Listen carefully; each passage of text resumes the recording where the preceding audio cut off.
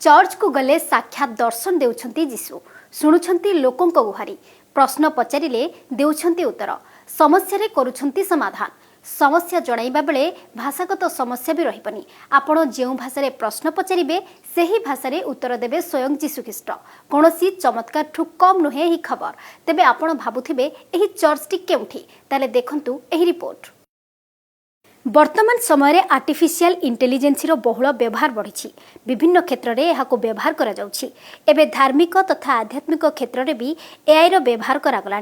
Switzerland लुट्सन सहर में थिबा एक चर्च रे एआई को नियार उपाय व्यवहार करा जाइछि। एठारे एआई बेस्ड कन्फेशन बूथ लगा जाइछि जोंथरे 3D जीशुंकर एक बड़ इमेज लगा जाइछि।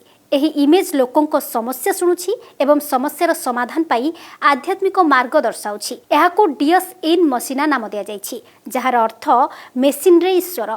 स्क्रीन रे जीशु ख्रीष्टक एक एनिमेटेड फोटो लगा जाइछि जहा कि पूरापूरी जीवंत लागुछि। एही एआई रे 100 रु ऊर्ध्व प्रकारर भाषा उपलब्ध रहिछि। एही एनिमेटेड जीशुंक सह कथा हेबा पूर्वरु लोकमानंकु सेमानकर व्यक्तिगत तथ्य शेयर करिबा नै चेतावनी दिया जाउछि। एही शर्त रे राजी थिले बूथ रे प्रवेश करिया पई एक बटन दबाइबाकू पड़िबो। अनुमति मिलिबा परे जीशुंक सह आपण 100 रु ऊर्ध्व भाषा रे सीधा सड़ख जोगाजोग करि परिबे। तेबे अन्य धर्मर व्यक्ति मध्य एही स्थान को जाई परिबे। एही एआई को प्रशिक्षित करिबा पई बाइबल एवं अन्य धर्मग्रंथर व्यवहार करा जाइछि।